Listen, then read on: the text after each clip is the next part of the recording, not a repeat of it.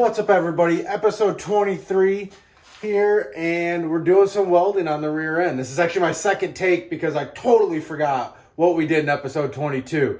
So I went back, double checked my episode 22, and seen where we were at. So where we left off was talking about all the measurements on the rear end, how we laid out everything, where we got everything at, what my plan of action was. We had like the 4-link bars slid up on there and stuff like that. But since then, I got a lot of work done, and we're going to go through what I did. And this is more welding fabrication side of the rear end build. So we're going to talk about some welding, talk about some things I wish I'd have did a little differently.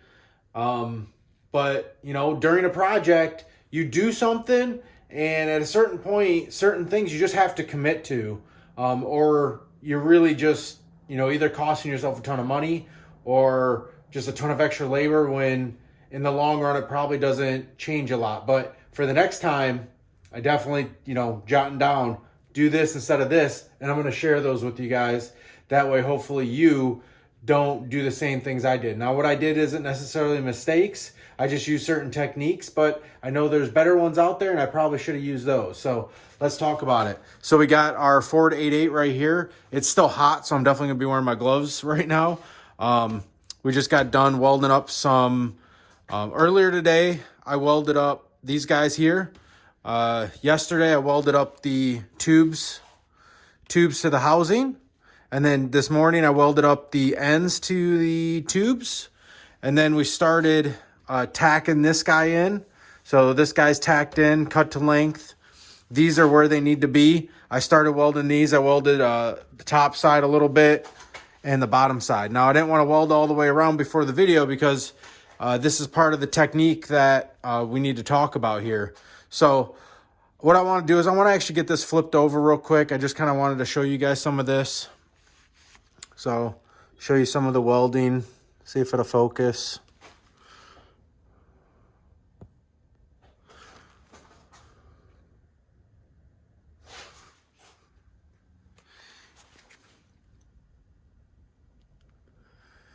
These ends are definitely tricky to weld, no doubt. So I'm going to go ahead and get the camera set down, and we're going to go ahead and flip this thing around real quick. I'm super happy to see this thing coming together finally. I hope you guys are enjoying the journey of building this rear end. It's definitely probably one of the most built Ford 88s you could possibly have at the end of the day. But it's definitely something I'm excited about. All right, so this is how it's going to be sitting in the car. I went ahead and got these upper bars cut and notched as well. I still got to deburr them and stuff like that, and I still got to grind where they're going to go, but they are all cut up to fit pretty good. So fitment on that's pretty solid. Pretty happy with it. Definitely don't want it flush. You want it sitting in just that like 1/16 to 1/8 of an inch. That way it gives you a good area to weld. Same thing here. Nice fitment. It was kind of tricky to fit it around these casting braces and stuff, but you can see I definitely got it in there good and got the fitment good. But I didn't tack these in yet because we want to clean up this housing before we do any of that. So what I did is I went ahead and slid these on. I didn't bother putting them in place or anything. Or I'm sorry, I took from the last video, I took it all apart. So the only thing it was is just the housing and the tubes. And then I went and welded this up with some 309 L rod. And with the 309 L rod, it definitely works good between a mild steel and a cast iron. But the biggest things with the 309 is it works really good when it's new cast iron. So like if I'm doing a turbo housing, is a good example. So say a turbo housing's got like a factory 4-bolt flange on it, and I want to weld a V-band flange. So the turbine housing on a turbo is just your typical like cast iron. You don't really know the mix of the cast iron because it would be almost impossible to track down like what they used in the 90s on this cast iron or what they used recently on a turbo housing. You just don't know. So you are always kind of at a guessing game and at a disadvantage because you don't know that base material breakdown. But 309L on a brand new housing to like a stainless steel V-band works so good. I've done it so many times. I've never had one crack, break, or any issues. Now, I've welded things like an engine block with 309, a cast iron engine block with 309, and I've had nothing but failures. I've had them crack, break, fail. This housing here, it definitely had some oil that was, you know, soaked into the iron, and it wasn't the easiest thing. So what I ended up having to do is I cleaned it really good. So I use this to get in the groove where the tube presses in, okay? And then I use my little belt sander here, to clean this edge and then clean the housing edge. So you want to try and get it as clean as possible. So these two guys right here were crucial to that. Then I used some acetone and a wire brush. So I had 2 wire brushes going at it. So 2 wire brushes. I have a lint-free rag, acetone, grinders, and I cleaned this the best that I could. I really got a lot of that rust out, a lot of that grime out, and then I preheated it. So I just took a torch. I have a little propane torch, and I just heated it up the best I could. Maybe 200, 250 degrees, probably not nearly as hot as I wanted it, but it definitely helped. I did a root pass, so I did a real tight, like 140 amp pass with the 309L. I did 1-inch segments. So just like I'm doing these 4-link brackets, I did 1 inch up here, 1 inch down there, 1 inch up here, 1 inch down there. And I just keep rotating and bouncing back and forth to each side. All right, so I did that. I did it in like basically 1/8 degrees. So, you know, 1, 2, 3, 4, 5, 6, 7, 8, you know, eighth degree around all the way around both these.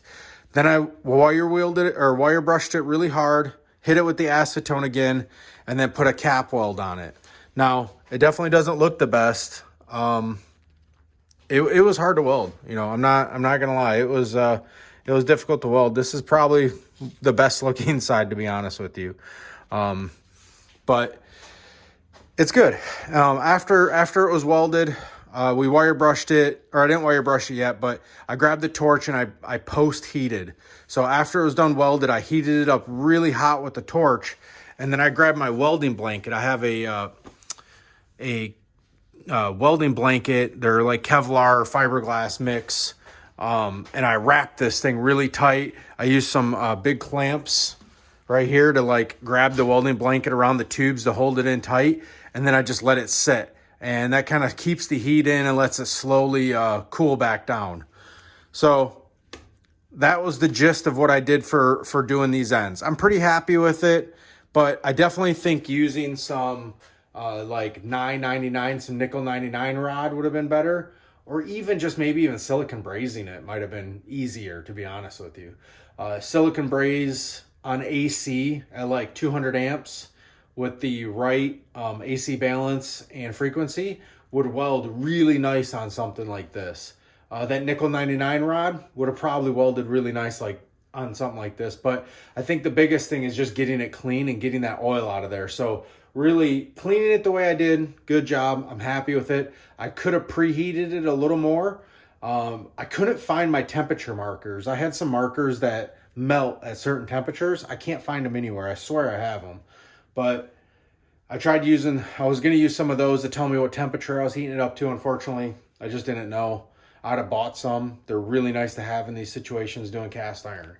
But that's the gist of it. If you have any other questions on welding cast iron or any other tips or tricks, hit me up. And if I don't know the answer, I know guys that do, that post it on their YouTube or Instagrams, and I will point you in the right direction. All right, so, and then the next step was to put the 4-link plates back on. So I just slid them on. I didn't line them up or anything like that. I just slid them on in place. Then I put the ends on. All right, so we got the bar in here. We got our inner pucks here that are bolted in. They're kind of slip fit. They're not quite a press fit in there, so they will move around. You got to keep them center. But we got those bolted in. Then we got our outer pucks that hold this guy on. And then we just have these guys here, which are just on a set screw. And that just kind of keeps a free play so that these things can't really fall out.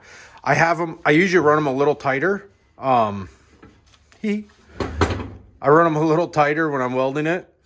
But for after I'm done welding it, I tend to loosen them up to make sure this thing spins nice and freely, because when they're tight, they can bind stuff. So I just kind of make it just a little bit tighter than this so that it doesn't bind anything. And then what I'll do is I will check the angle on this. So I will try and show you guys that real quick here. I got to get this thing still before it frustrates me even more.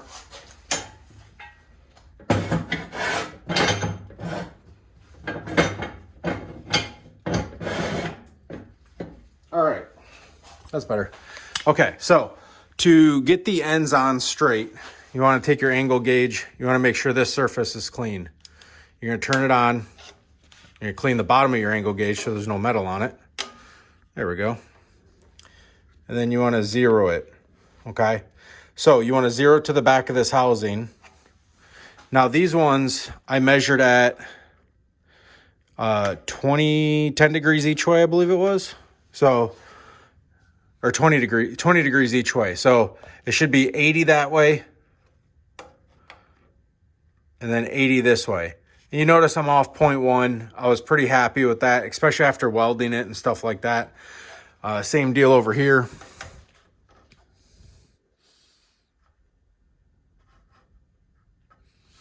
This magnet wants to pull up on the puck. It's kind of a pain.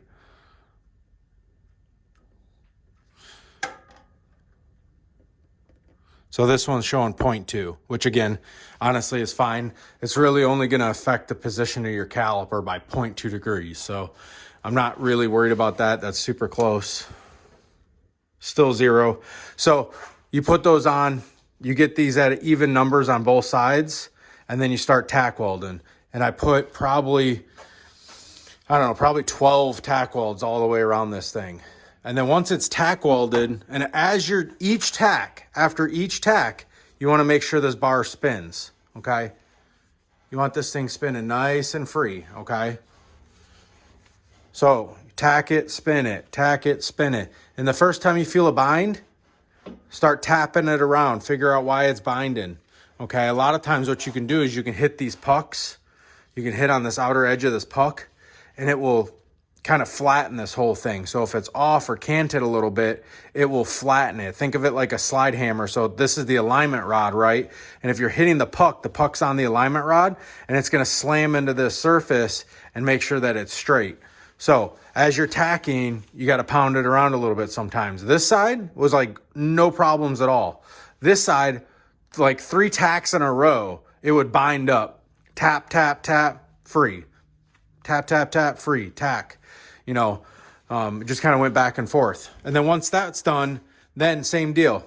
Weld an inch, weld an inch, weld an inch, and so on and so forth. And, you know, again, this side had a lot of casting or pitting in the casting, and it was pulling up through the metal. And I couldn't grind anymore. I mean, you can see the low spot right here from where the leaf spring, this unfortunately is where the U-bolt was on the leaf spring, the factory leaf spring on the Explorer. So not a big fan of that. I couldn't really grind much more there. This side is a much cleaner weld. But I'm really happy with those. Those are good, strong welds on there. Again, I just used, this one I used ER70 S2 or 6. This is the thinner wire that I was unsure about, unfortunately. Either one should be fine for this application. I wasn't too concerned about which one was which. One just welds like over mill scale a little better. I'm guessing this is probably 6, just based on how picky it was when it came into a little bit of rust and stuff like that. Usually the S2 isn't as picky. S2 is like what I used for this chassis jig, where I like left mill scale all over it. So that was that. And then what I noticed, anybody that goes and buys these aluminum pucks from that Lead Mine Products, they're great. This kit works really good. I'm super happy with it. But once it got heat soaked, these pucks expanded and the bar bound up. So I literally welded every single bit I had, and it was spinning freely. I had this much left, like a 1/2 inch left on this side. All right. I pinched my argon hose while I was welding. I like leaned up against the edge of my bench and it pinched, and it just gave me a little like, when you lose argon, it gives you a little pop, like the metal will pop out for a second. So I stopped real quick, assessed what I did, figured out what I did, cleaned it, went back over that spot. Went to go spin the rod, completely locked up. I absolutely freaked out. I was like, there's no way that 1/2 inch of weld shifted this thing that much. It was spinning super free, could not figure it out. And then I remembered the last time I did an axle was with the Mittler's brother bushing setup, an alignment rod. Theirs are steel. These are aluminum. I'm like, man, I bet you any money that these things expanded. I went in the house, 3 hours later, come back out, spins perfectly. No issues, goes in and out. Super happy with it. So this thing, straight as an arrow, super happy with how this turned out. Then from there, we got these things lined up. Got them lined up, got them tacked up. I cut this bar to the calculated length that it should have been. So I got a nice little edge there. So it should have been like 21 1/4. I cut it to 21 and a little less than 21 1/8, which would give me like a little 16th gap on each side, which it does. I tacked that in real good on both sides. And then again, I notched and made these bars. And then I started welding the 4-link plates in. So we got some welds up here on the 4-link plates. That one's turning out pretty good. Also is this one. This one's turning out really nice. So I don't weld every day. Sometimes they turn out great. Sometimes they're a little rough. And when you run into the problems, that's where it really shows how much you weld, how much practice you have. Because fighting through problems like cast iron or dirty metal, man, it really can test you.